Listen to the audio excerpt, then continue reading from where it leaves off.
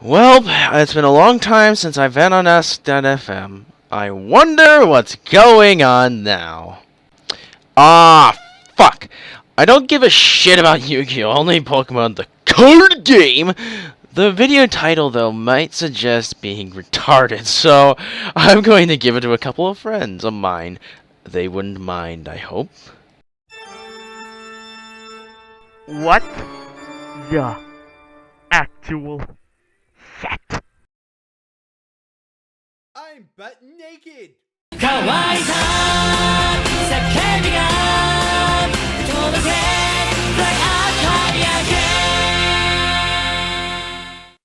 I'm a Honda Civic. Hey there, the name's Yugi Moto.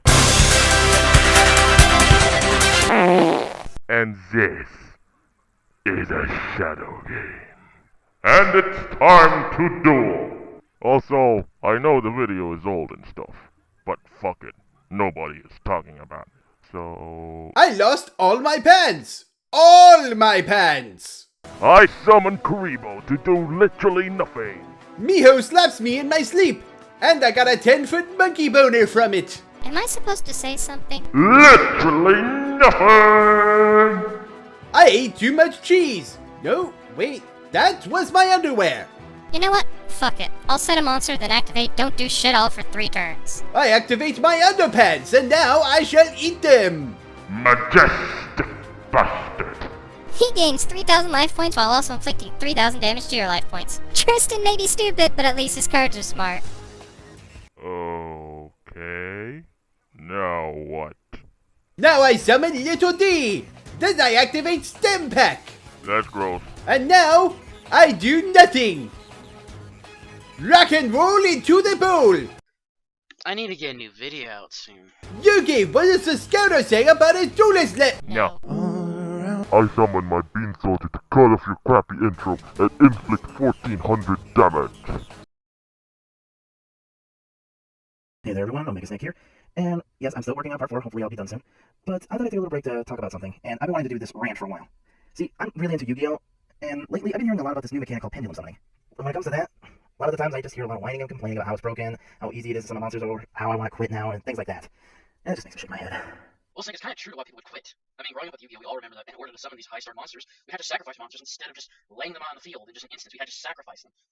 But now it just really feels like it's nothing, and it's frustrating to see strategies that we grew up with, strategies that worked. Even today, they still work, just get kicked to the curb, just because, oh, there's a new mechanic that easily can just put down a card between whatever numbers there is on your pendulum zones. So yes, Snake, I can see how people can get frustrated with this, so I don't see how you can't see this either.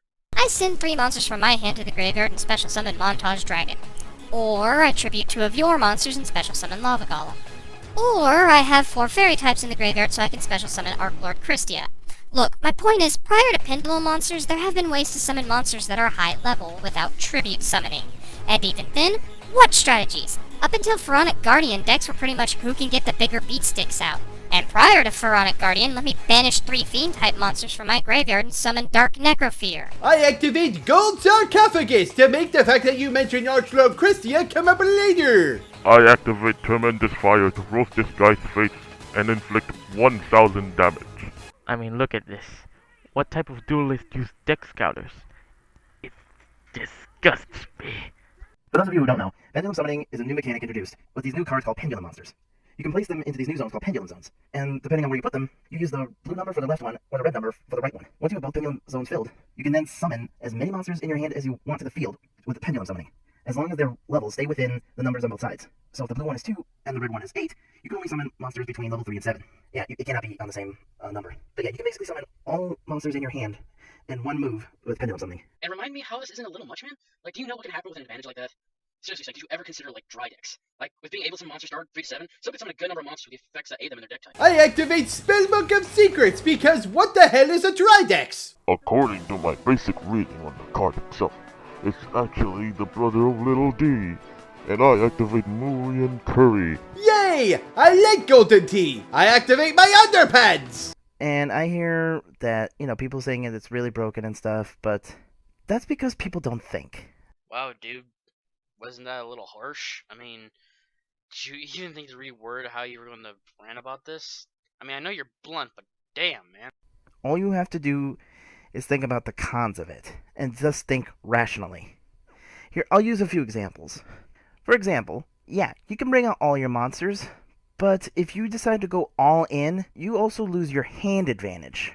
Oh yeah? I activate Ornithopter and Midnight, a pair of artifact creatures from Magic the Gathering that cost 0 mana, and thus can be cast with no penalty in regards to what else you can play in the turn, that are used in one of the most broken archetypes in Magic history, Affinity! Midnight attacks you for... I activate Raigeki and destroy all of your cards in your hand.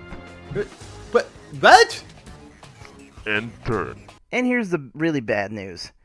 If, for some reason, your opponent has a torrential tribute on your field, you basically lose all the monsters you summoned during your pendulum summoning. Since it's still a summon, and the card says any monsters that are summoned, you can activate this trap to destroy all monsters on the field. So, all they have to do is just wait for you to finish pendulum summoning, and then they activate torrential tribute, and then you're basically screwed. Or, if they don't have that, and you decide to go all in with an all-out attack with your best monsters, boom! Mirror Force. Say goodbye to all the monsters in attack mode.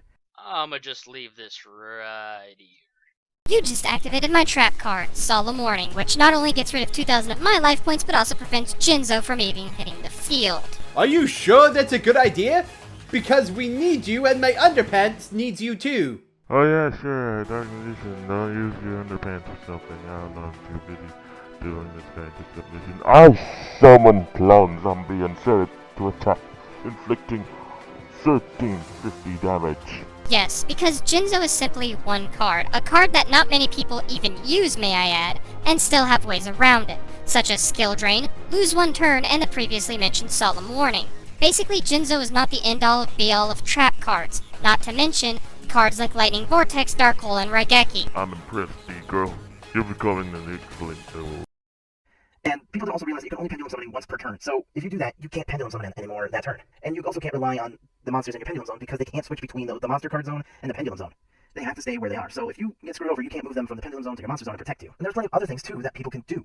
For example, my sister runs Arc Lord Tristia, which prevents special summoning altogether, and pendulum summoning is another form of special summoning. So if Tristia's on the field, you're basically screwed because you can't pendulum summon. And there's also, like, Magic Cylinder, Sakuretsu Armor, there are plenty of things that can basically ruin your plans. And if you XC summon, you can also get hit by Bottomless Trap Hole. There's plenty of things that opponents can do to ruin your pendulum summoning and turn it against you. So it's really not broken, you just have to think, what can you do to counter it? And as it turns out, there are plenty of things.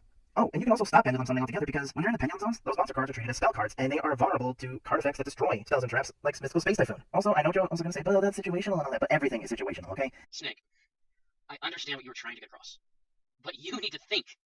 One, I've seen pendulums one turn knocked out in duels, and that's a lot to take in. Not really, because even at the time of the original video, Satellar Knights were a thing. Damn, that makes me feel old. But anyway, Satellar Knights was a deck that even at the time had the ability to one-turn kill. Same goes for Lightsworn and Medolce, which were also big decks around the same time. Going back even further, may I bring up Dragon Rulers, Windups, and Geargiz as well? The fact pendulums can OTK isn't anything special because even at the time of Snake's video, they were pretty much just coming out and no one knew how to play around them, just like literally every deck I've mentioned in this one paragraph. You forgot to activate and or summon the card. I set my Kuribo to attack, and I activate Uzaki, or was it Ukati? Either way, roasted, and bam, it inflicted 1100 damage. Fine, I end my turn. I don't even feel like attacking. I cast Blueberry Dragon Shield! Then I activate Pot of Greed, so my partners can duel you into submission. Besides, I don't need those two cards, you can have them. I've seen Masked Heroes, yes, because that's their deck type. But holy shit, to see pendulums do that in one turn, yeah, that is somewhat a little bit broken, man. Number two, you forget about the fact that people have built dry decks around this stuff. They have problems with trap cards, Jinzo deck. Cards that destroy all face-up monsters, Ghost Tricks. Problems with spells and traps that destroy pendulums, Dark Paladin. I'll activate Bullshark Dragon to break 2 of your shields because you're bringing up Jinzo, a card that even now is not being utilized and is easily counterable, as Doodle mentioned. An archetype that doesn't actually stop the card Snake mentioned aside from Bottomless Trap Hole, and even then the card you showed has no immunity whatsoever, and a fusion from a single archetype that requires the archetype to be run in a specific form of that archetype's deck, and is completely unaffected in playability by pendulum summoning mechanic. See guys, I can still duel masters! I'm pretty sure it's duel monsters. No, you're fusing two different games into one. You see, the first game is Duel Masters and the other is Capsule Monsters. Isn't that Pokemon? What's a Pokemon? Jinzo! Gave Seal the Sea Turtle Kaiju. Dude, you even have a card that negates these. Does Shein sound familiar? And there's tons more cards that can negate spells and traps. So no, Snake, they don't think you didn't. Guess who proved Snake right about pendulums not being broken? That's right, you did! You tried using an argument about how many cards there are to stop spells and traps to prove how the back row is basically useless for people to stop pendulums. But in turn, proved Snake right that pendulums aren't that broken. See, these cards that you bring up, specifically Dark Paladin, Gamciel, and Shein, are all perfect examples of cards that on their own can stop pendulums. Never mind the fact that Gamciel came out long after Snake's original video, but all of these spell-stopping effects can stop pendulums as soon as they hit the pendulum zone. So try again. I summon Clown Zombie to attack your ridiculous state. Pendulum summoning is not as broken as you think. You just have to think, what can you do to counter it? And yes, I know that when a pendulum monster is destroyed, you can put it in your extra deck and then summon it via pendulum summoning. But here's the thing though, if its summoning gets negated, it still goes to the graveyard. It only goes to the extra deck if it was removed from the field. So if you get rid of it, like using Bottomless Trap Hole or something, it's gone. All you have to do is just think. Pendulum summoning, yeah, it has really good pros. It can allow you to summon a lot of monsters and then synchro and Xyz a lot. But the con is that if things go wrong, you're basically leaving yourself wide open. So there's also a little bit of risk there. All you have to do is just think. It is not worth getting angry over and saying, oh, it's broken, I want to quit. It just basically means you can't adapt. Dueling is all about adapting to each situation. No duel is going to go the same way. What worked in one duel might not work in another one. So if you want to rage quit just because of this, go ahead, because we don't need duelists like you that can't even adapt to a new mechanic. Seriously. Snake, that's kind of harsh, dude. Like, wow, don't need duelists like you. Was this a cult or something? Jesus. I mean, pendulums are frustrating, Snake. I gave my reasons earlier why they are, and I can kind of see how people just want to collect and not duel because they don't want to deal with this. And I have debunked both your reasons in the time frame that we've been together. You fucking idiot! Okay, first of all, bit of a minor thing, but you missed the point he made about being able to negate the summon, which, you know, the card he mentioned, Bottomless Trap Hole, doesn't fucking do. Granted, it does still banish pendulums to get summoned this way, since they don't go to the graveyard, but you could have easily pointed out the fact that the triggered effects for entering play will still go off. Although it will still be banished, but more importantly, did you, or Snake for that matter, ever think that maybe there were reasons that pendulum summoning was bad other than just being broken?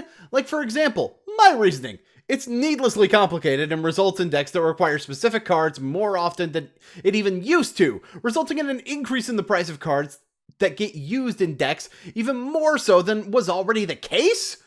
Say what you want about pendulums being broken or not broken, but there are a lot of people quitting for reasons other than power level.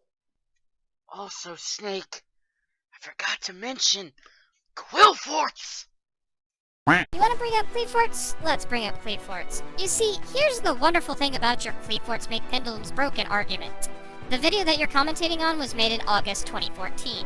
Qliforts were not released in the TCG, which I assume you both play, until November of that same year. And want to know what's interesting about November of 2014? The meta contained Shadows, which was, and still is, one of Qlifort's biggest counterplays. Also, I cast Moki Moki to injure your face. I'm pissy. Then stop drinking your underpants. Silly Yugi, I'm not drinking your underpants, I'm drinking my underpants. I'm trusting you, silly purple.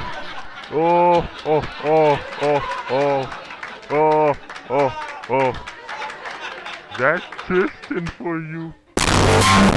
Time for our final thoughts. This video is absolute trash. Stop barking, dog! This video is absolute trash. I rate it 0 out of 5 White Eyes Blue Dragons. And now for my final thoughts.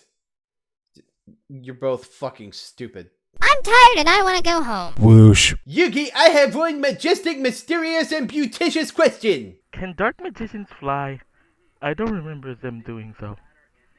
What? Wait, what? Let's move it, And I watch our police and our firemen down on 7-Eleven. No need to worry, dark magician, for I have the red medicine.